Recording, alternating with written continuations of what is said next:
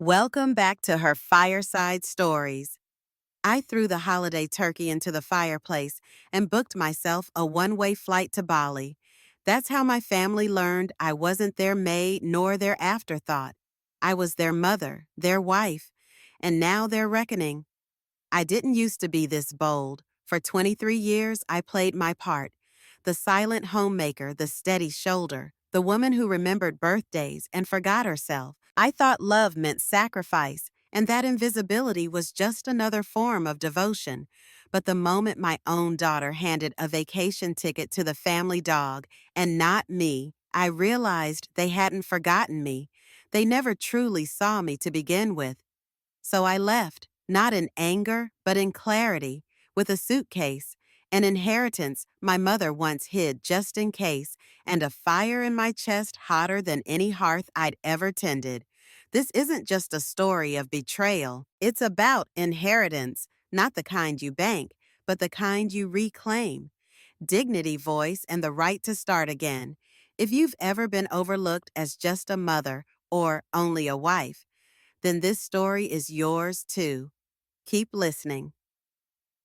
Cassia Hartwell always maintained that mid-December possessed a subterranean rhythm, a slowed-down heartbeat she could coax to the surface with cloves studded in oranges and the slow kettle drum simmer of beef bones turning to broth. On this particular Saturday, Edinburgh Grove wore its heaviest snowfall since 1986, alabaster drifts muffling car alarms, sleet frosting Victorian eaves like piped royal icing. At 53, Cassia's auburn and silver hair was twisted into a practical chignon that suggested competence more than vanity. Yet this morning, an anticipatory blush animated her pale cheeks. Burlap totes thumped against her hip as she wove through the outdoor Christmas market, collecting heritage rosemary Sicilian blood orange marmalade and a bronze turkey she had reserved in October. By noon, her ivy-covered cottage smelled of caramelized shallots and brown butter. By 3 o'clock, cedar garlands looped the banisters like evergreen staves of musical notation. The holiday dinner she choreographed each year wasn't a mere meal, but a stage play kettle whistles, provided flutes oven timers chimed like glockenspiels, and she moved between stations with the poise of a conductor who knew every note by heart. Yet the true centerpiece of this year's composition was emotional instead of culinary. Sienna Hartwell, 25, newly promoted investment analyst in London, would return for her first week-long visit since launching her career. Cassia rehearsed a tableau inside her imagination. The front door swings wide. Sienna breathes in rosemary orange steam, and her shoulders physically drop beneath the weight of corporate deadlines she's carried all year. Perhaps mother and daughter even cry a little, hugging long enough for the turkey skin to grow crisp. But a flashback whispered from last Easter when Sienna spent the first hour Zoom chatting colleagues and the second scolding Cassia for glazing hot cross buns with too much refined sugar. Still, hope can be as stubborn as yeast. It may collapse in transit, but given warmth, it will rise again.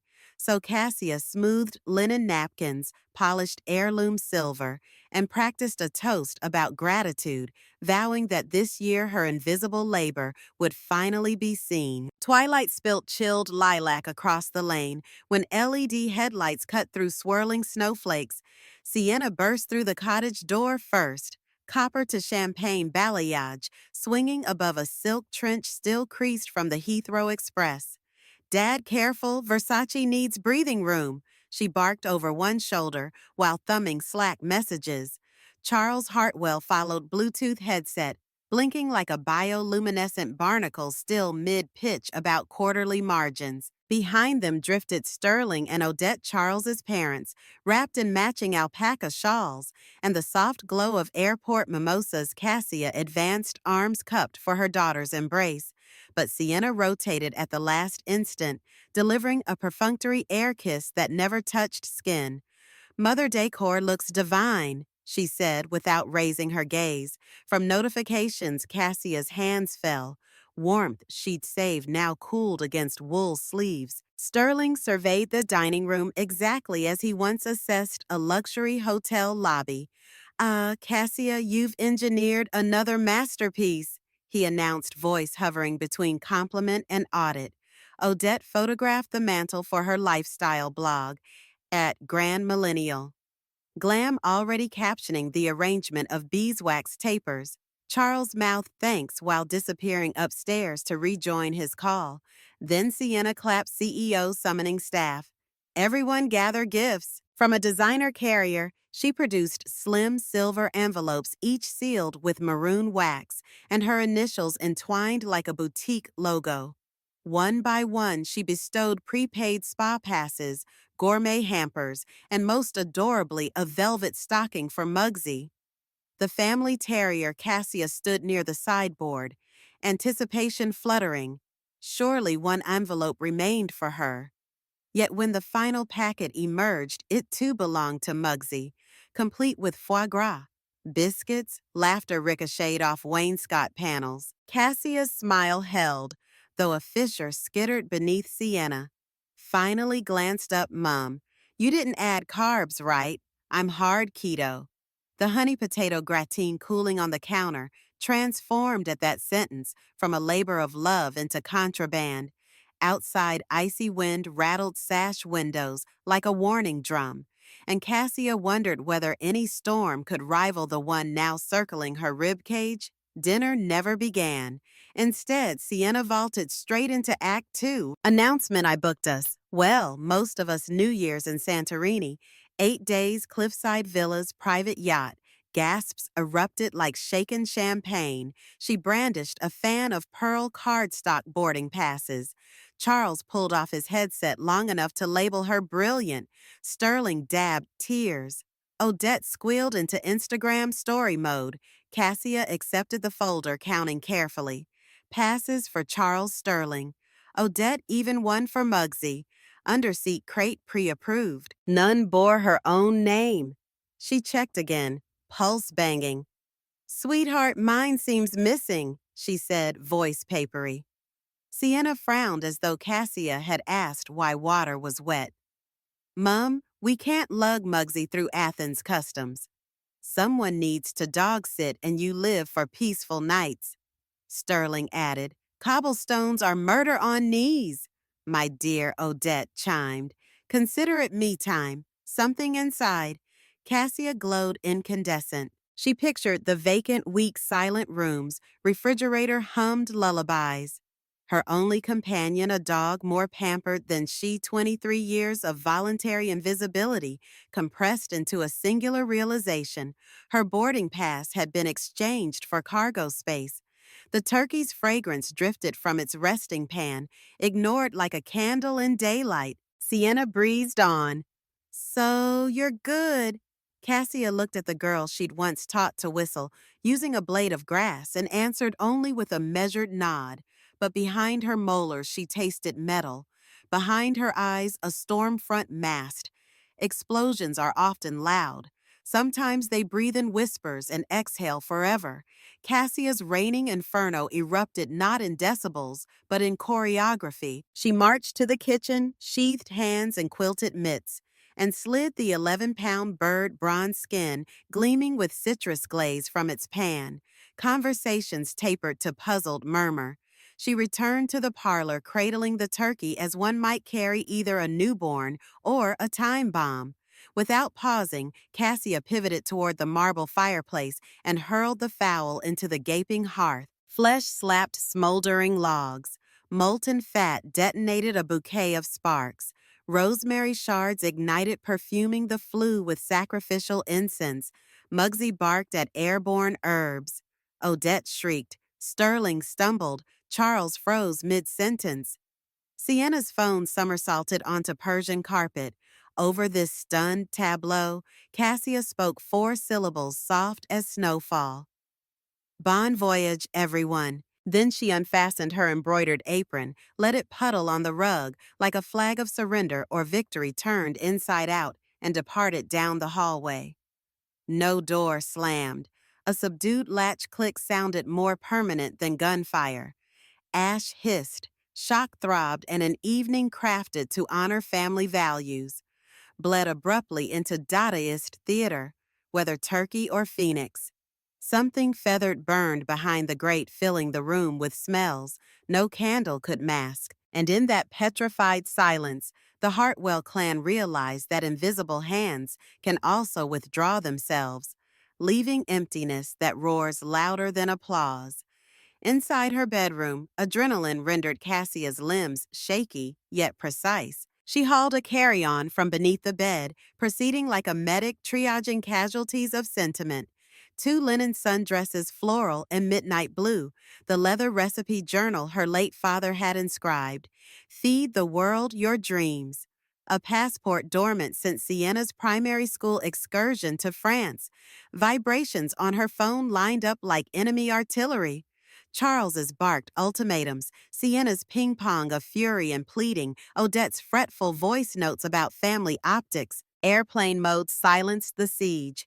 On the dresser waited an envelope forwarded weeks earlier by her mother Eileen, the entire proceeds of a Highland Croft sale, earmarked for liberation should you ever need it. Cassia slit the seal, 20,000 pounds, and a blessing. She swapped her merino sweater for jeans and a parka, catching reflection. Turkey fat, streaked sleeves, mascara pooled beneath hazel eyes, now startlingly bright. Unfamiliar, yes, but not unbeautiful. At the threshold, she met Dahlia Charles's sister-in-law, wringing nervous hands. "Cass, sleep on this," Dahlia whispered. Cassia squeezed her shoulder. "I've slept for decades. Tonight I wake." She stepped into the blizzard suitcase, wheels muffled under powder. From the porch, Sienna shrieked, "You'll be back tomorrow." The wind scattered the prophecy like confetti. Minutes later, Cassia slid into a taxi destination Dundee International, heart recalibrating to a metronome she alone could hear. Airports after midnight mimic secular cathedrals, echoing fluorescent, half abandoned by certainty. Beneath departure boards pulsing like electronic constellations, Cassia scrolled possibilities. Auckland, Montego Bay, Reykjavik. One cyan tile arrested her, Denpasar, Bali.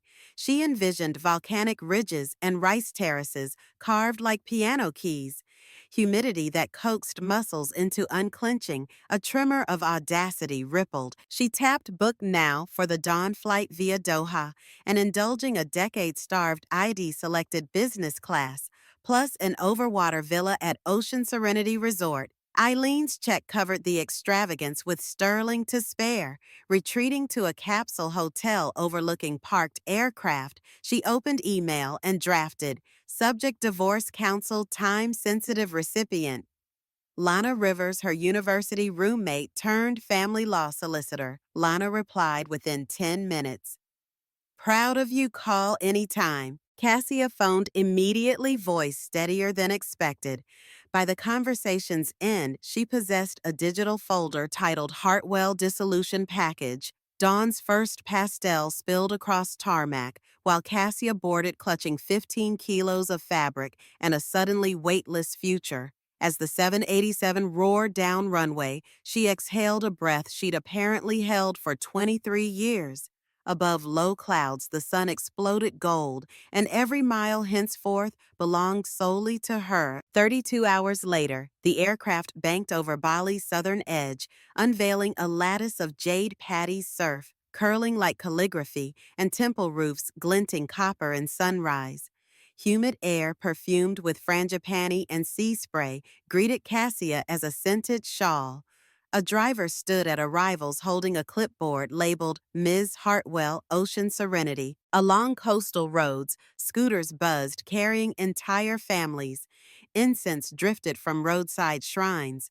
Gamelan gongs shimmered on the air like distant wind chimes.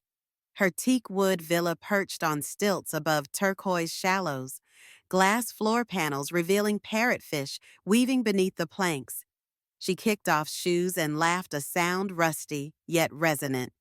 Outside, a plunge pool mirrored a flamingo pink sky. She stepped into water, warm as bath milk floated on her back, and allowed salt and chlorine to cradle limbs, aching from more than travel. Tears finally spilled, not grief but awe, diluting pool water with salt of another composition, whispering to a lone gecko observing from the beam. Cassia breathed, so this is what beginnings smell like. The gecko clicked approval. In the distance, the Indian Ocean inhaled and exhaled a yoga instructor guiding the island's breath. For the first time in decades, Cassia banished the reflex to count cooking timers. Instead, she counted heartbeats and found she was very much alive. Tropical night settled like velvet, wrapped in a linen robe and sandalwood scented. After the villa's rain shower, Cassia opened her laptop. 59 notifications pulsed Charles threatening legal action. Sienna wailing about Muggsy's hunger strike. Odette worrying brand damage. Delete. Lana's attachment waited like a lighthouse petition for divorce draft. 1. Completing blank fields felt paradoxically sacred. Type clacks transubstantiated hurt into evidence.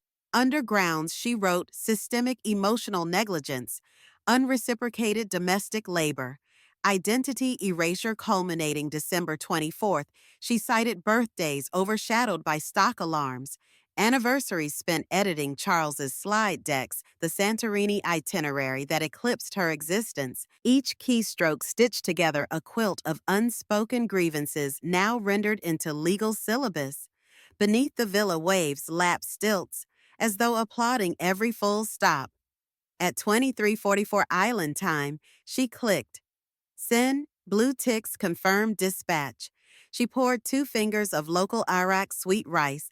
Byrne lifted the glass toward her reflection in sliding doors and toasted to the girl who once believed kindness alone was currency, and the woman who finally set her own exchange rate. Dawn unraveled gold threads across the lagoon.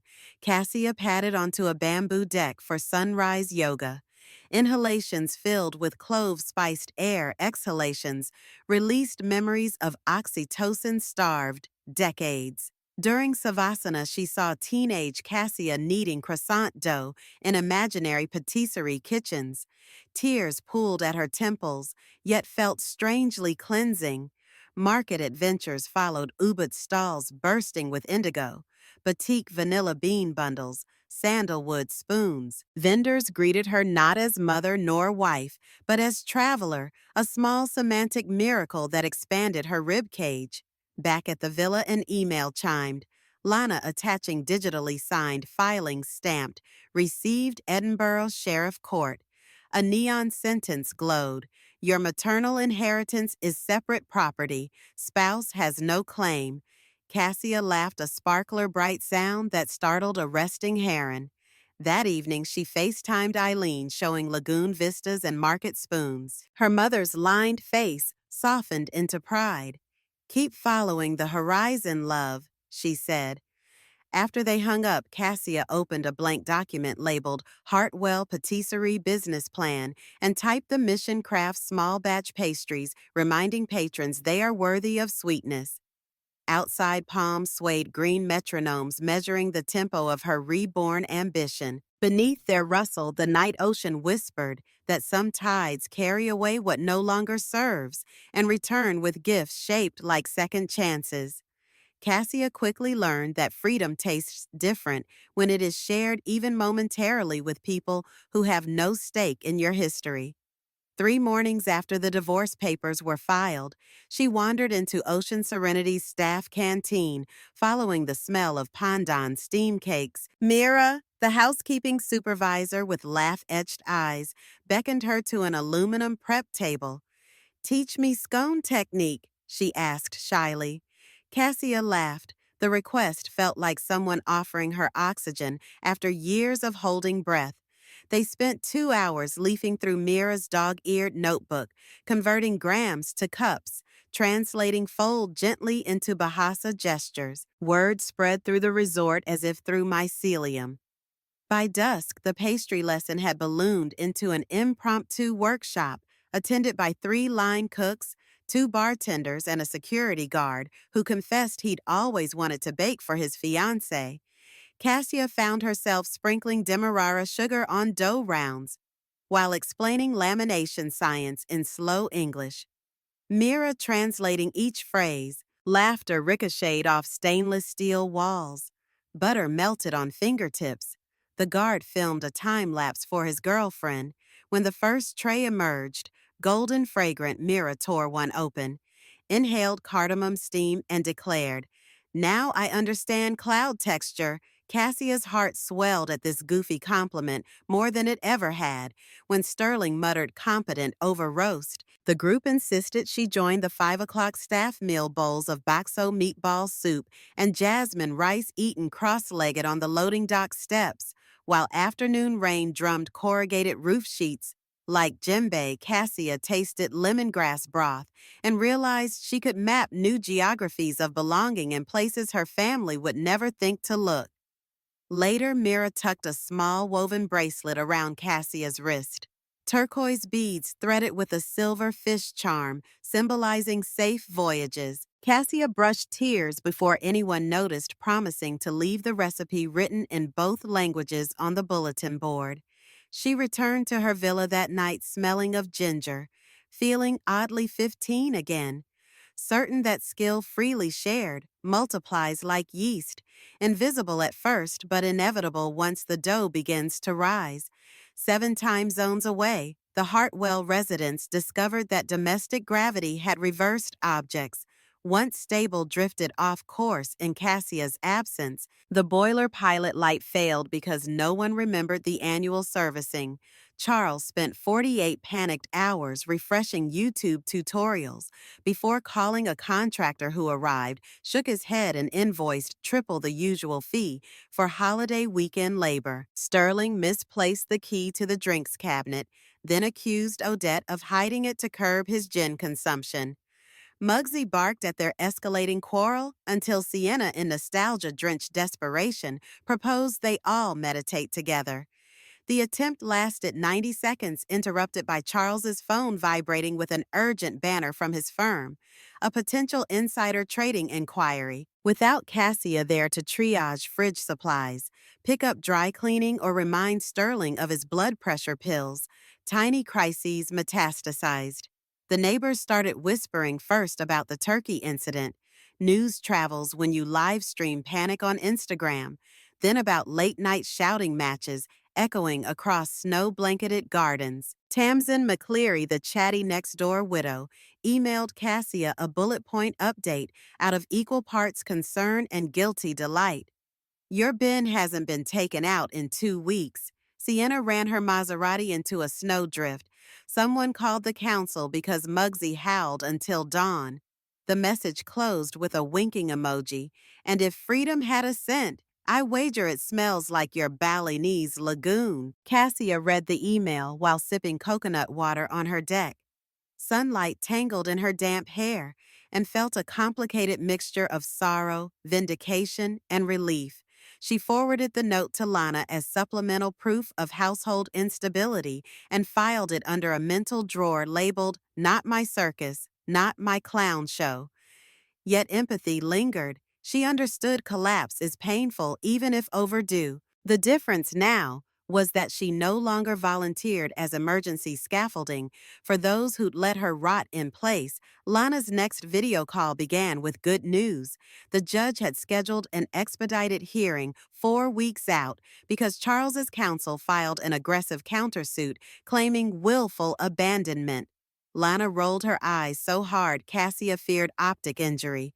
"We countered with 30 pages of evidence," the solicitor said, holding up a folder thick as a deli sandwich. "Plus, that turkey photo iconic still procedure required Cassia's presence in Edinburgh to testify, something the island sunlight made painful to contemplate." Lana, sensing hesitation, softened her tone. "Look, I'll represent you if you physically can't come, but judges see sincerity when the harmed party shows up. And Cass, this is your closing statement to 23 years of unpaid servitude." Cassia exhaled slowly, recalling the courtroom's disinfectant smell from her jury duty days, the echo of heels on marble corridors. "I'll be there," she said, surprised by the steel in her voice. After they hung up, she closed the laptop and stared at turquoise ripples through the villa's glass floor panel. Residual adrenaline shook her shoulders. She wrapped Mira's bracelet in one palm and practiced diaphragmatic breathing. The lagoon water below looked deceptively shallow, a trick of refraction. Fish darted over depths greater than any single glance could measure. That afternoon, she booked a flexible return ticket. Bali to Doha, Doha to Heathrow sleeper train north. Then she walked to the resort's cliff-top spa for a Balinese lulur scrub, letting crushed rice and turmeric exfoliate more than dead skin. Doubt sloughed away. Guilt oozed out like spent sweat. While an attendant poured warm jasmine water down her spine, Cassia pictured the courthouse as merely another kitchen procedure heat timing. She'd present truth the way she once plated soufflés, light yet unable to collapse under scrutiny. Later, sipping ginger tea, she drafted a list titled Post-Trial Vision Board. Rent a small commercial space test. Lemon Lavender financiers adopt a dog bed for Muggsy. The aftershocks of leaving reverberated, but instead of demolition, they now sounded like construction crews pouring new foundations. 3 days before her flight reception delivered a parcel wrapped in craft paper. Scottish postage stamps patinaed by transit. The handwriting loop decisive was Eileen's inside, lay a navy cloth journal ribbon, tied its first blank page, accompanied by a note. Found this in your high school memory box. You stopped writing the summer you married. Thought it deserved another chapter. Cassia's pulse skipped. She remembered that journal, each page once brimming with bakery sketches, quotes from M.F.K. Fisher. Itinerary doodles for backpacking across France. She'd abandoned it at 19 when Charles offered stability a ring and a future that devoured others' futures for breakfast. Under tropical daylight, she reread teenage entries. Goal number 17, serve pata choux that makes strangers feel rescued. Rule to live by never apologize for hunger, physical or otherwise. Cassia laughed, then cried at her past self's audacity. On a fresh page, she wrote Chapter 2 begins in Bali, but the first storefront opens in Edinburgh. She listed ingredient suppliers, target neighborhoods within walking distance for pensioner customers, and a pay-it-forward coffee tab. Inspiration came in gusts. A loyalty stamp shaped like a phoenix, a seasonal menu rotating between Scottish and Balinese flavors. Think cardamom shortbread pandan, Eccles cakes. When she finished, entire constellations of possibility glittered across ruled lines. She snapped photos of the pages, emailed them to Lana with the subject, Exhibit of Future Earnings, potential half joking but also half serious, because projecting post-divorce financial health bolsters negotiation leverage. Mira spotted her later at the Infinity Pool Journal, tucked beneath an arm, and teasingly saluted Chef Cassia. When you open shop, I'll send my cousin studying in Glasgow to work part-time. Cassia grinned. Staffing solved. The fish charm bracelet clinked against the notebook's spine as if locking in the promised sunset, painted the sea copper. Teenage dreams finally merged with grown woman pragmatism, forging alloys stronger than either metal alone. Departure morning cracked open like a coconut, pale fragrance, slightly bittersweet. Resort staff gathered on the pier for an unscripted farewell. Mira gifting Cassia a hand-carved rolling pin. Javid tucking a miniature arak bottle between clean socks. Priya pressing a garland of tuberoses to her collarbone. Rafi the Turkish poet recited a new stanza.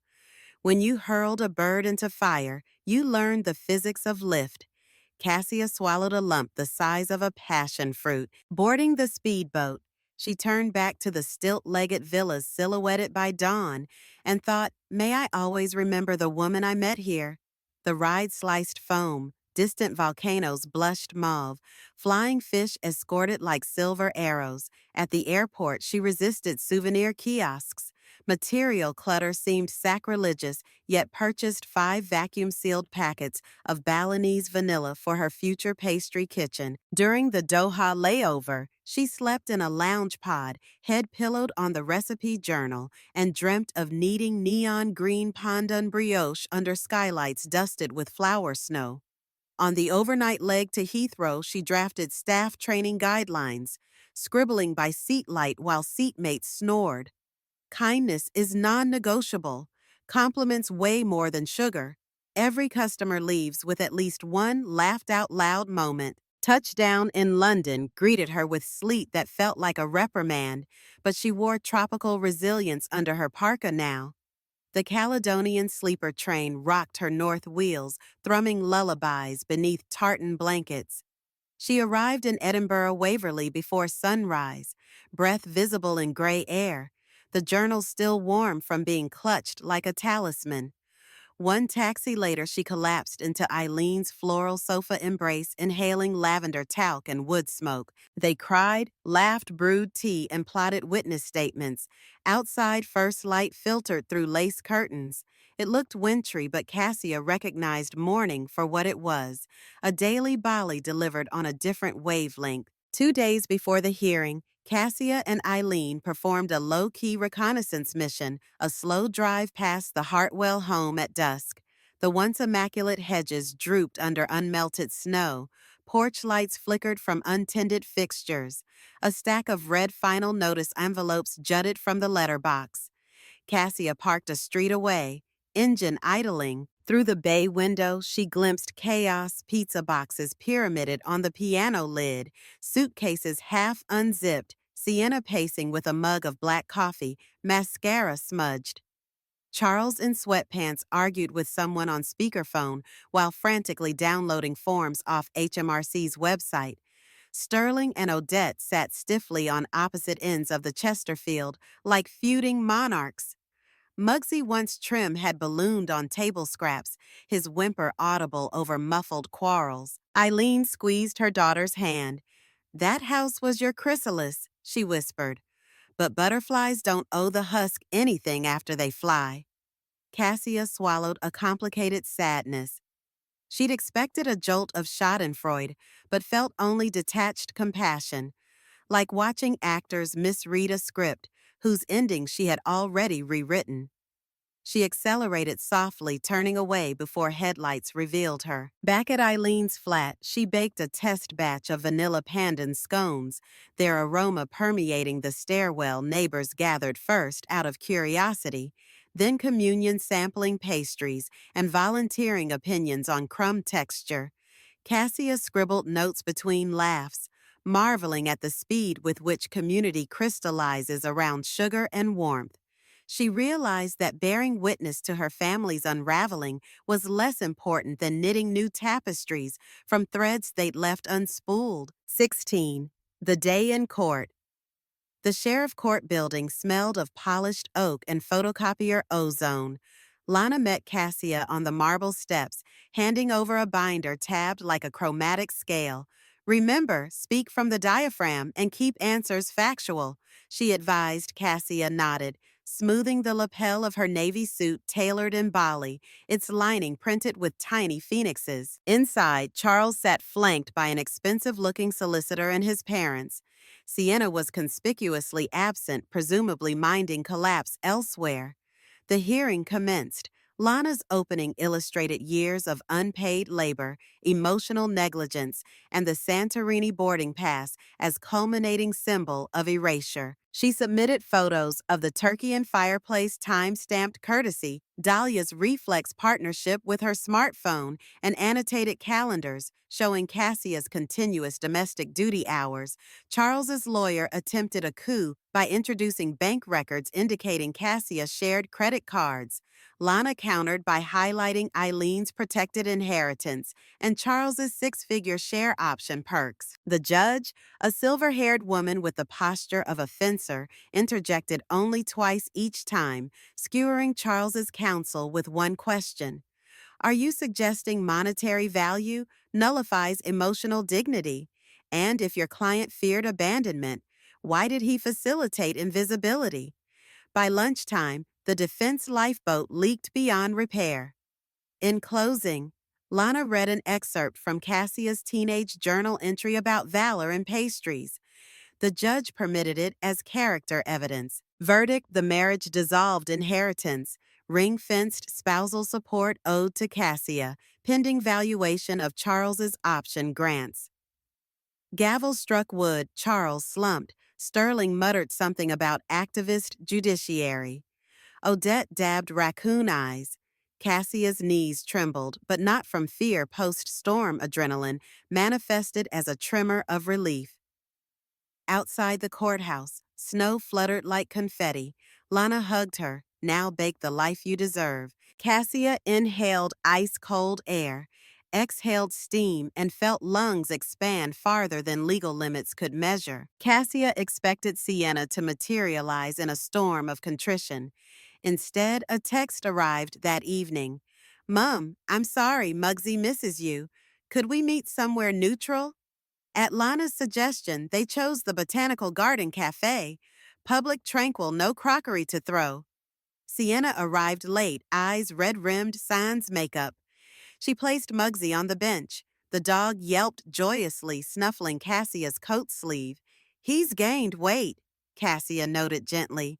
Sienna winced. Dad's been feeding him leftover kebabs. Dad's barely home. After a long silence, Cassia spoke first. "I will not return to that house, but I won't abandon you either if you're willing to do the work." Sienna's shoulders sagged, relief mingling with fear. "I applied for a project management role at a charity. They pay half what finance did, but I need something real." Cassia considered then laid terms like laminated menu cards. Sienna would volunteer every Saturday at Cassia's soon-to-open bakery. She'd handle social media and learn basic costing. Muggsy could live with Cassia provided Sienna paid a small stipend for pet expenses. Above all, respect would be measured in actions, not promises. Sienna agreed, tears steaming in cold air. They parted with an awkward hug, familiar but resized, while Muggsy wagged his inclusive tail. Cassia walked home feeling both heavier and lighter, as though motherhood had been translated into a new language in which she was finally fluent. Renovation of the chosen storefront began in earnest, a derelict florist's shop near the university, its bay window streaked with grime, its interior stripped to joists. Cassia hired local tradespeople insisting on paying union rates. She spent mornings coaxing ancient radiators back to heat, afternoons test baking in Eileen's tiny galley kitchen. Word traveled through student circles: free coffee for volunteers who sand tables or paint trim. Soon, a rotating brigade armed with rolling playlists and paint-speckled hoodies populated the site, their chatter echoing between exposed bricks. Cassia wore safety goggles and a grin, wielding an orbital sander like a conductor's baton. An architecture major drafted the floor plan pastry counter beneath pendant lights. Communal table rescued from a closing library wall mural designed by Rafi, featuring phoenix feathers woven into Scottish thistles. Whenever exhaustion threatened, Cassia dipped into her Bali journal pages for fuel color swatches of lagoon blues, scribbled notes from that dawn on the pier. Mira's bracelet snug around her wrist. Progress manifested in dust motifs on her jeans, in vanilla pods ordered from Denpasar wholesalers, in the way Sienna, true to her word, showed up Saturdays to photograph progress and upload behind-the-scenes reels tagged Ashak. From ash to batter, followers grew. Local press requested interviews, yet Cassia refused to open prematurely. "Great pastry is patient," she told the eager landlord who'd never heard opera-level seriousness applied to cupcakes. When the electricians finally wired the last filament bulb and the industrial Hobart mixer roared alive like a friendly kraken, Cassia felt a visceral click of inevitability, as if every misstep, every ignored tear in the old life had been an ingredient whose bitter note now balanced the recipe. She locked up snowflakes swirling under amber street lamps and whispered to the empty shop, "One more rise, then we bake." A blue-skied Friday in late April dawned, crisp enough to keep butter laminated, but warm enough to promise blossom-scented breezes by noon.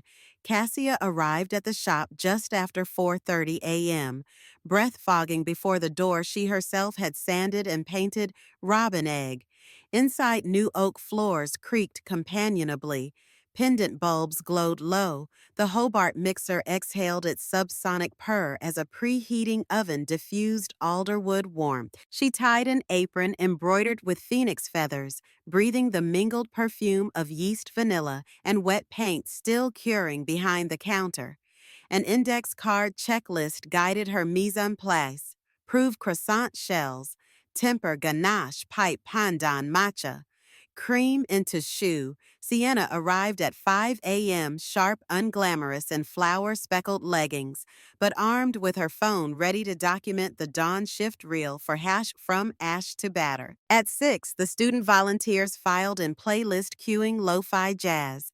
By 7, the communal table was set with mismatched mugs, each purchased for £1 at charity shops. Cassia's pay-what-you-can launch policy drew doubters. Landlord, accountant, even Eileen. But she insisted, let the universe measure ROI. She quipped, quoting her Bali journal. At 8 a.m. exact, she unlocked the door. A queue already coiled around the block neighbor students.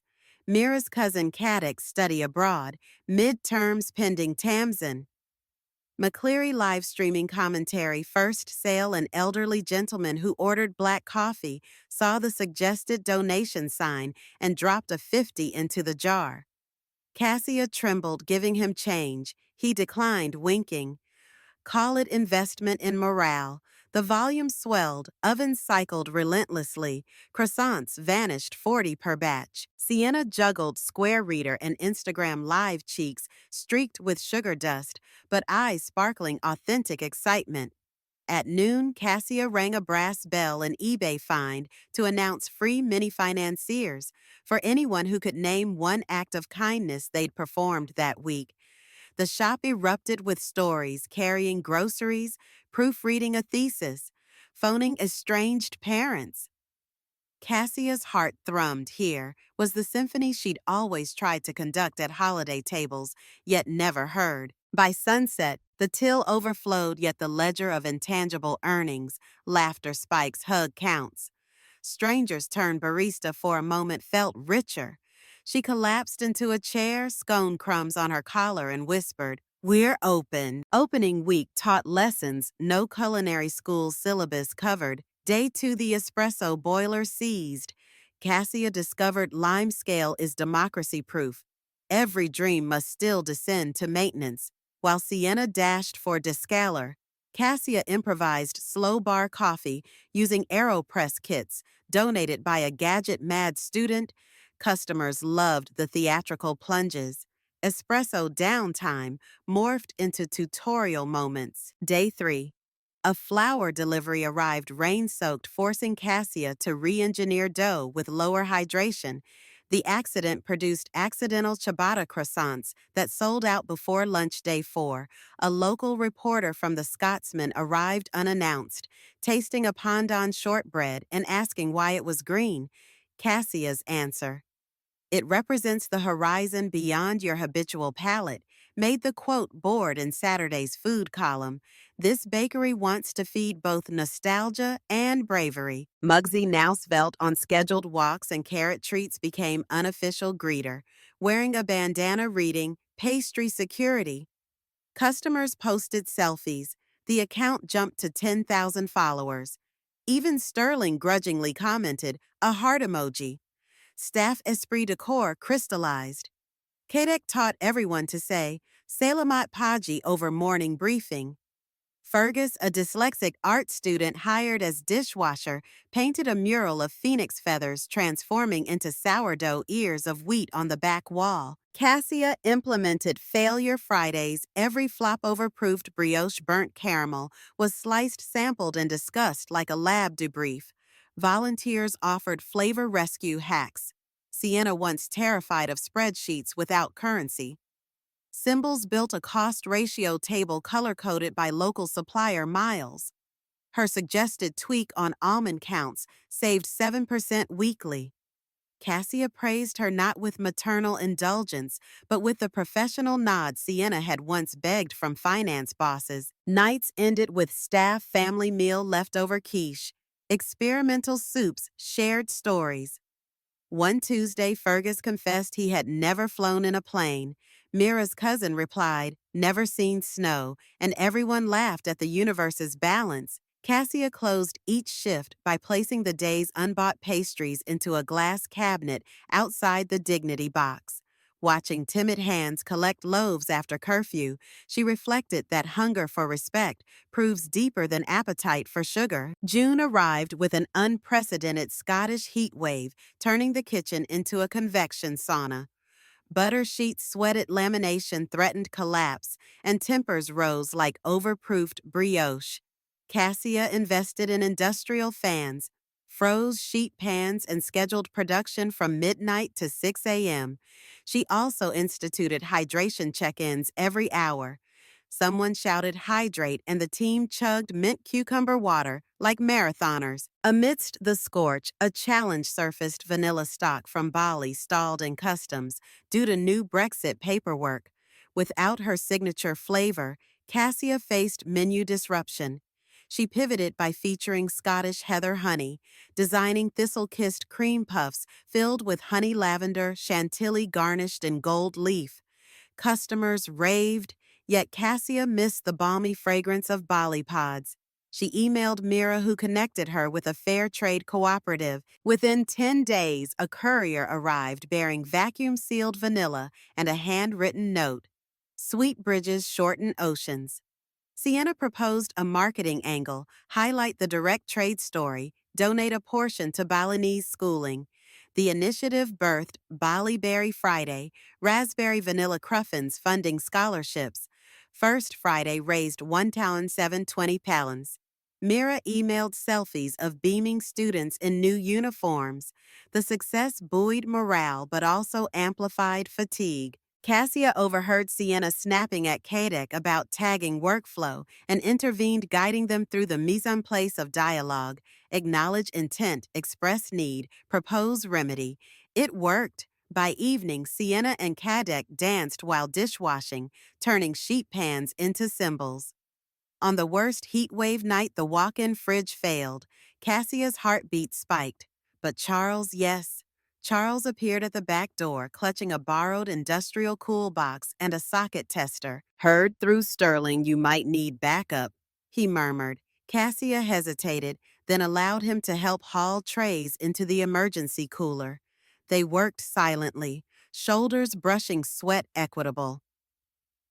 At shift's end, Charles asked nothing, offered nothing beyond. "Proud you built this," Cassia replied truthfully. "So am I."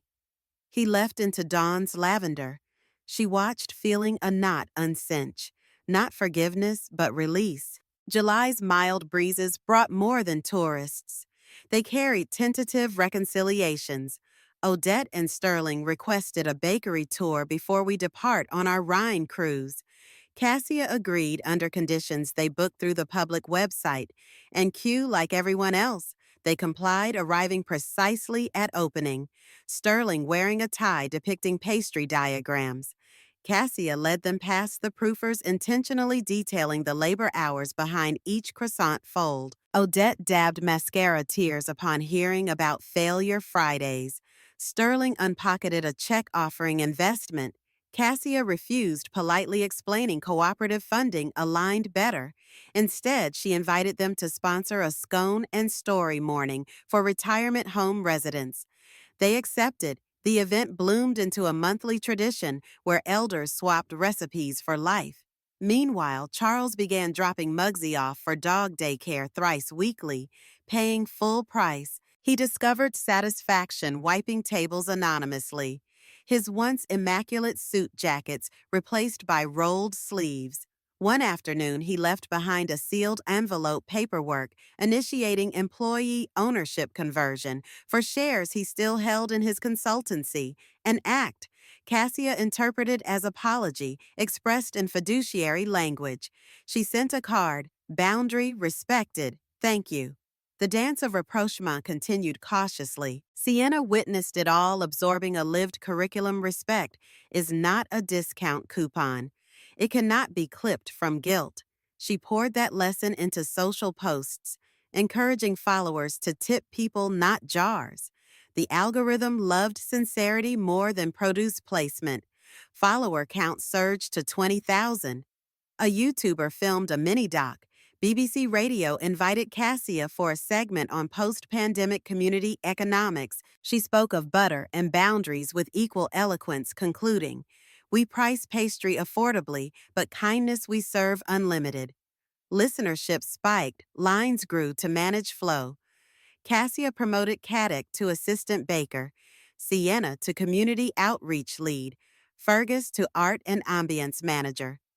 The promotion ceremony included confetti cannons fashioned from recycled parchment tubes, eco-friendly glitter raining over a staff huddle, laughter ricocheted echoing across rafters that once heard only demolition drills. Late August, the Edinburgh Fringe thrummed through cobbled arteries, theater posters, plastering every vertical surface. Sienna proposed, capitalizing on traffic by hosting a Phoenix Gala after-hours dessert tasting, plus spoken word. Cassia emailed Rafi, who accepted instantly, promising new poems. Tickets Pay What Moves You sold out in 48 hours. The team transformed the bakery mural backlit with amber gels, communal table draped in indigo batik votives floating inside sugar-blown globes, menu micro eclairs, wild blueberry and scotch, pandan pistachio millefeuille mini pavlovas, crowned with whiskey-smoked salt. Fergus curated ambient visuals of rising dough filmed in macro. Customers called it mesmerizing pastry ASMR. Mira joined via livestream, leading a virtual kitchen tour in Bali.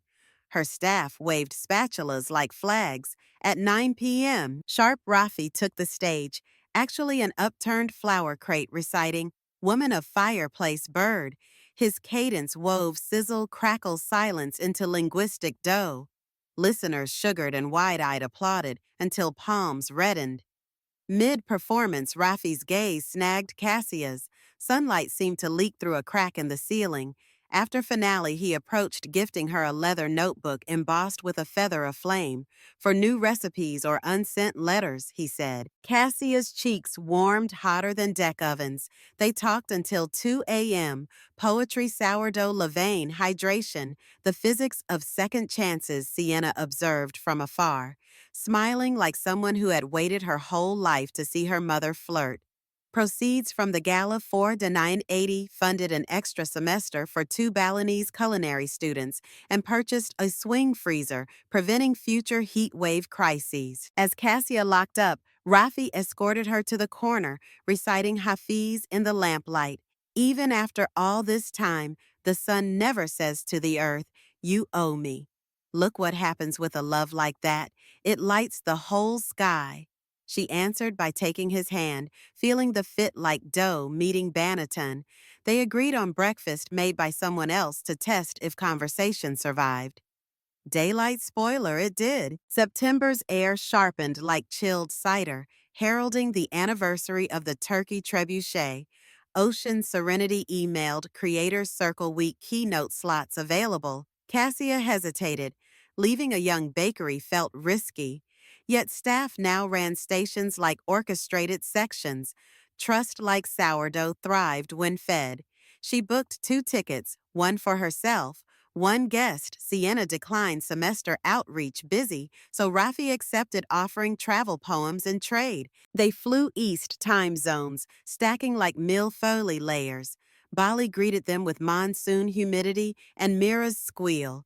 The resort had expanded a test kitchen named the Hartwell Lab in her honor, chrome mixers, Scottish thistle tiles, and a framed photo of Cassia mid-scone tutorial.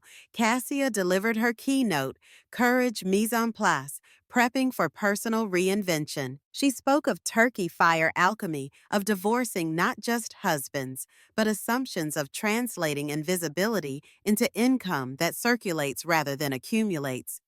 Applause thundered. Mira cried. Rafi wrote haiku about heat hope and hydration. During off hours, they snorkeled among coral resembling confetti. Cassia weightless watched clownfish, weaving neon among anemones, and thought, I am breathing underwater without panic. Add that to the resume. One cloudless sunset, Rafi confessed travel had always been solitary until her. She admitted entrepreneurship felt less lonely when someone read draft menus aloud in iambic pentameter. They kissed ginger-salted skin, coconut aftertaste, while waves erased footprints behind them. The week closed with a fusion dinner. Balinese rendang, Scotch pies, pandan kranachan. Cassia penned partnership terms connecting the cooperative with her bakery for sustainable vanilla, mapping a supply chain that resembled a friendship bracelet spanning hemispheres. On departure, Mira pressed a parcel into her hands, laminated staff applications from 2 scholarship graduates. Dreaming of Edinburgh winters, Cassia promised interviews come spring, heart ballooning like proofed dough.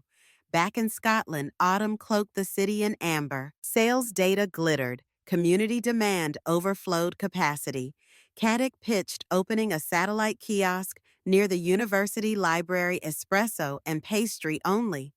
Sienna built a feasibility spreadsheet. Fergus designed pop-up aesthetics. Cassia visited craft fair carpenters for modular counters, while negotiations brewed the original shop faced its first public health inspection. Cassia, perfectionist, scrubbed grout with toothbrushes labeled bins in Gaelic for fun. The inspector arrived stern yet fair, ultimately awarding 5 stars. Celebration involved cocoa bean stouts and an after-hours karaoke, where Charles, invited by Sienna, performed a pitchy Wonderwall, sealing his partial redemption arc. Yet challenges persisted. A viral TikTok by a foodie influencer spiked footfall beyond safe capacity. Lines stretched into cold rain. Impatient customers vented. Cassia responded by installing QR code, ordering, and free hot water stands for those waiting. She met complaint emails with handmade apology cookies.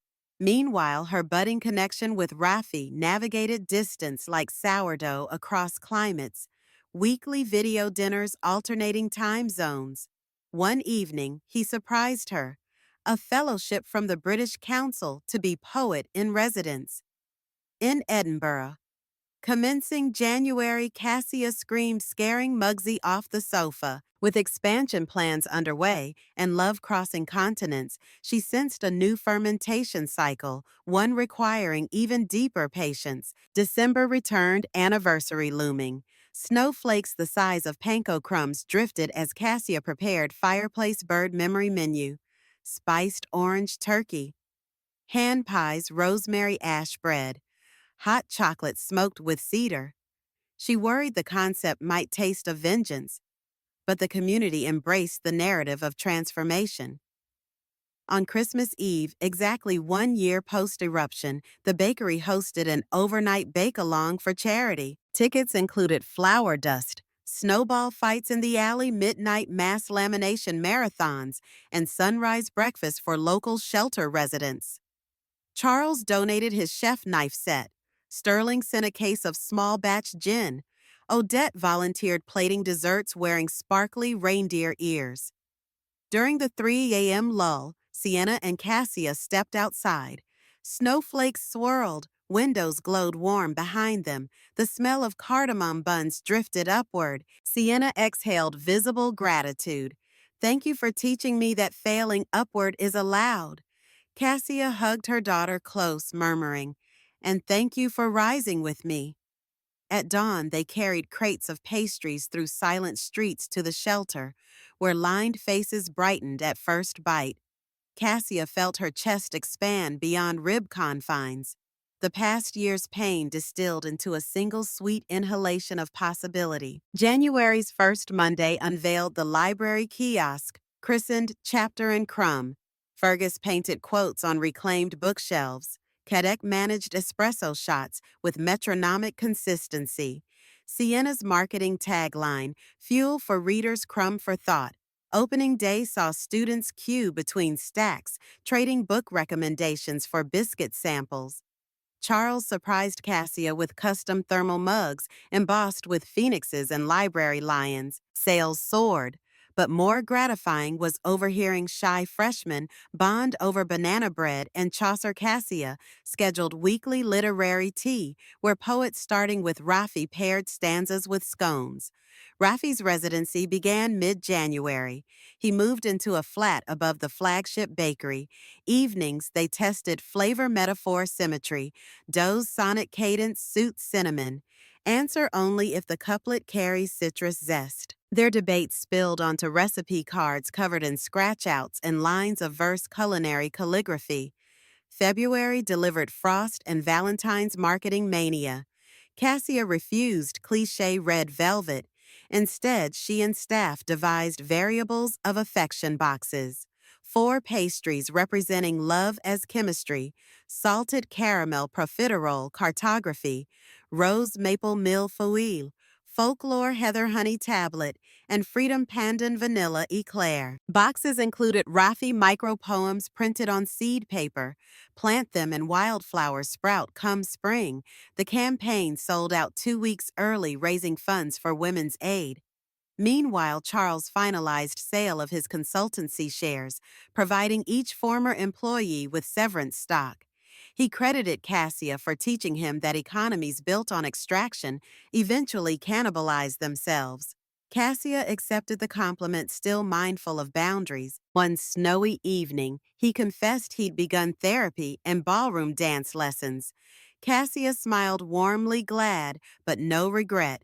By month's close, she and Raffi celebrated by co-hosting a victory roll workshop, teaching couples to roll laminated dough in sync, laughter kneading itself into gluten strands. In April, Cassia was invited to a UN-adjacent symposium on food security and community resilience in Geneva. She hesitated, imposter syndrome whispered, but Sienna now practiced at pep talks, insisted your turkey made you a diplomat. Cassia delivered a talk titled Butterfly Effect: How One Burned Bird Reshaped a Local Economy. She outlined pay what you can models, direct trade vanilla and failure Fridays as psychological inoculation against despair. Delegates requested toolkits. NGOs sought partnerships. One Kenyan representative proposed a cultural exchange of sorghum recipes. Cassia returned with a satchel of cross-continental contacts, head buzzing like proving yeast. May 2nd arrived with sunlight that felt laminated thin layers of warmth folded between cool breezes. In the flagship bakery, Cassia piped the final swirl on the millionth pastry, sold a pandan vanilla cruffin dusted in tart yuzu sugar, and placed it beside the brass bell. She surveyed the room, Sienna guiding interns through cost sheets, Kadek laughing with a retirement home regular, Fergus adjusting light on the Phoenix mural, Raffi scribbling lines for a commission titled Ode to Proofing Baskets. Muggsy napped under a table bandana upgraded to Chief Vibes Officer.